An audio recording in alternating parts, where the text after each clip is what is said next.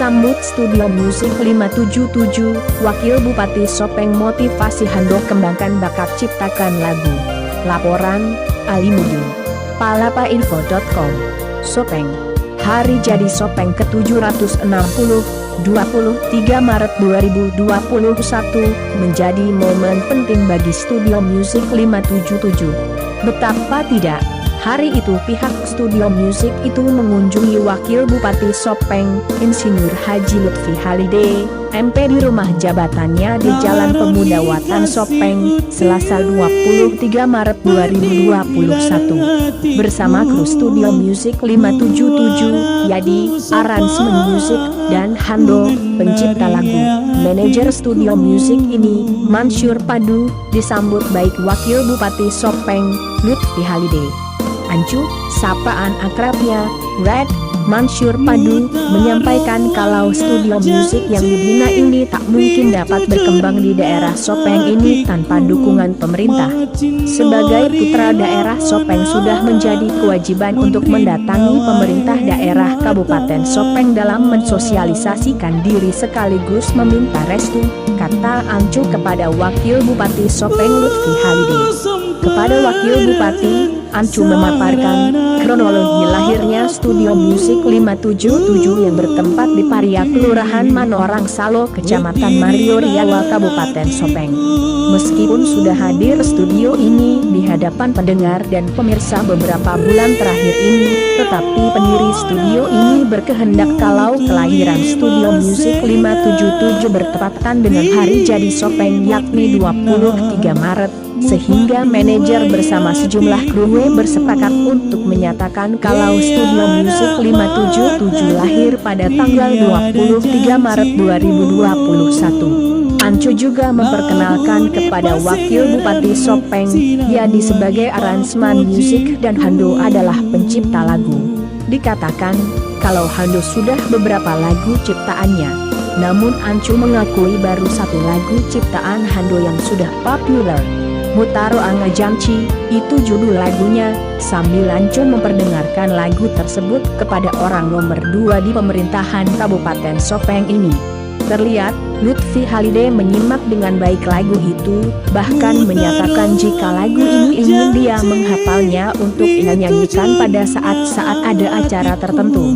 Ancu membeber juga, kalau Hando yang pencipta lagu ini, adalah warga Kawarang yang rumahnya tidak jauh dari Balai Penyuluh Pertanian, BPP, Kecamatan Mario Riawa, Kabupaten Sopeng di Panincong.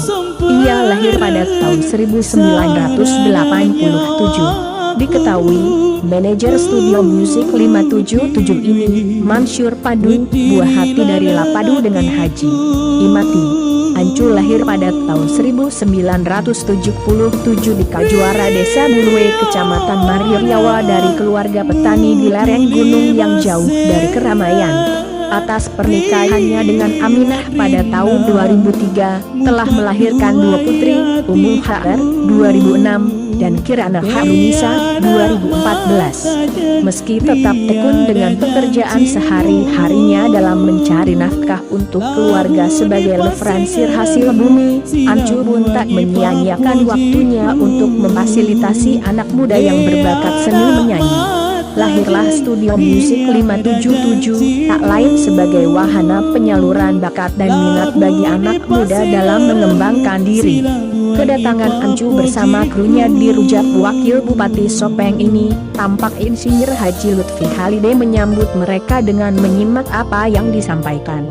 Wakil Bupati Sopeng ini menyampaikan jika pihak pemerintah daerah memberikan apresiasi yang tinggi atas kreativitas dan inspirasi anak muda dalam mengembangkan bakat khususnya menyanyi. Bahkan pihaknya menyampaikan banyak terima kasih kepada Mansur Padu yang memiliki kepekaan seni dan peduli terhadap anak muda dalam pengembangan bakat dan minat yang dimiliki agar lebih layak dan lebih bermartabat.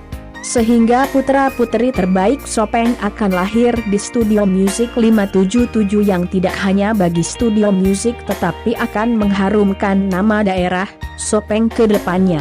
Wakil Bupati Sopeng ini pun meminta kepada Studio Musik 577 agar menciptakan lagu daerah yang menjadi ikon Sopeng, lagu khas bagi Kabupaten Sopeng. Pihaknya pun menawarkan agar lagu yang akan diciptakan itu berkaitan dengan pidato Bupati Sopeng Haji Andika Swadi Razak, SI acara Hari Jadi Sopeng ke-760 tahun 2021, judulnya Bulu Mangkawani. Bulu Mangkawani adalah sebuah gunung yang menjulang tinggi di Bulu 2 Jalan Poros Sopeng Makassar. Judul lagu ini, kata Lutfi, memiliki nilai sejarah kebesaran kerajaan Sopeng. Bahkan menjadi nuansa integritas warganya dalam menjaga nilai-nilai harkat dan martabat manusia yang ada di bumi Latmamala. Sekadar diketahui, dalam Lontara, dahulu kala, ada seorang anak raja yang sedang memerintah, namanya Lapadoma, seseorang anak tunggal, anak remaja yang gagah perkasa. Ia dijodohkan dengan Imangkawani, seorang gadis yang sangat elok parasnya, tiada taranya di bawah kolong langit ini. Pada waktu Lapadoma sudah dijodohkan itu, dibawalah sirih pinang dan barang-barang lainnya yang sudah disepakati bersama di hadapan para pembesar dan disaksikan oleh Dewata. 7 hari sesudah perjodohan mereka itu, tibalah undangan dari Datu Patuku, sepupu Lapadoma, untuk pergi menyabung. Lapadoma meminta izin kepada ibunya. Ia diizinkan, tetapi ibunya memperingati supaya ia berhati-hati karena orang sedang bertunangan biasanya berada dalam keadaan rawan. Berangkatlah Lapadoma pergi ke hulu.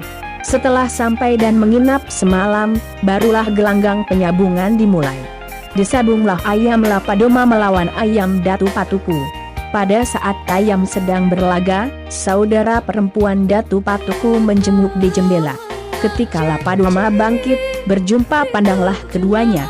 Akhirnya Lapadoma tidak menghiraukan ayamnya lagi, melainkan perempuan itulah yang diperhatikannya terus.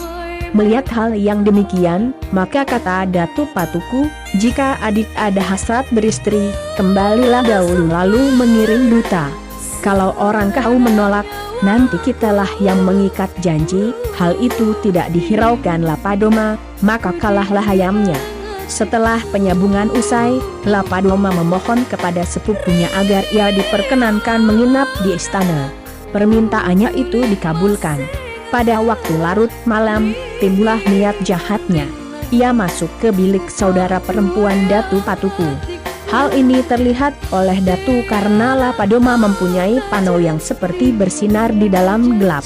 Ditegurlah ia dan diingatkan apa yang sudah disampaikan kepadanya di dalam gelanggang siang tadi. Tetapi Lapadoma tidak menghiraukan, maka ditunggulah ia di depan bilik itu.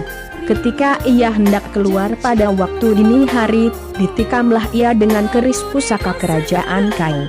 Ia pun balik menikam, tetapi tidak mengena. Yang kena ialah genderang kerajaan Kahu, yang lalu mendengung tanpa dipukul selama 3 tahun. Sesudah itu Lapadoma pun rebah dan menghembuskan napasnya yang terakhir. Datu Patuku lalu mengirim utusan untuk menyampaikan kepada masyarakat Bone tentang kematian Lapadoma. Setelah perutusan itu sampai di hadapan Raja Bone, berdatang sembahlah ia, katanya, mohon diampuni tuanku, Lapadoma tiada ada, mati ditikam oleh Datu Patuku. Raja Bone tidak percaya, katanya, apa gerangan yang dijadikannya sampai mati demikian. Sebab Datu Patuku itu dapat dikatakan anak saya. Setelah jenazah sampai di depan istana, barulah ia percaya. Melihat kejadian itu Raja Bone berkata, siapakah di antara sanak keluargaku yang akan membalaskan kematian Lapadoma itu? Mendengar berita itu Datu Sopeng yang merupakan sepupu Lapadoma dari pihak lain menyatakan kesediaannya. Ia pun berangkat ke Kayu. Kebetulan sekali pada waktu dia tiba di depan istana, Datu Patuku turun dari tangga. Datu Sopeng langsung menombaknya. Tepat mengenai dada, lalu rubuhlah Datu Patuku ke tanah. Pulanglah Datu Sopeng ke Bone menyampaikan berita itu kepada Mangkau. Raja Bone menyuruh kabarkan tentang kematian Lapadoma kepada tunangannya, Imangkawani. Setelah sampai perutusan itu dan menyampaikan apa yang disuruhkan kepadanya, Mangkawani pun bersama keluarganya diliputi oleh perasaan sedih, mengingat pertunangan mereka baru saja seminggu. Harta bendanya yang ada dibuang dan diberikan kepada orang lain karena terlalu sedih dan malu menjadi janda sebelum kawin. Dalam keadaan itu seorang di antara keluarga Imang Kawani yang menyarankan agar ia pergi saja berlayar ke negeri lain untuk membuang rasa malu dan duka. Dibuatkanlah perahu dan dipersiapkan barang-barangnya yang masih tersisa, lalu berlayar Imang Kawani. Sewaktu sampai di pelabuhan Bone, didapatinya rakyat Bone sedang berkumpul. Bermohonlah mereka kepada Imang Kawani, seraya berkata, "Karena engkau hendak membuang segala yang ada padamu, maka kami memohon kiranya kami diberi keberanian." Sesudah itu Imang Kawani berlayar lagi. Sampailah ia di pelabuhan Wajo. Didapatnya di sana orang Wajo sedang berkumpul.